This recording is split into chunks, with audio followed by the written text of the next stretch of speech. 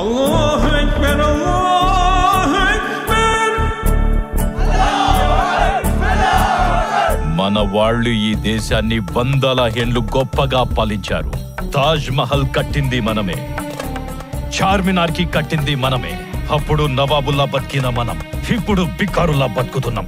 అన్ని మతాల ప్రజల కోసం భాగ్యనగరం నిర్మించాం. అది సెక్యులరిజం అంటే.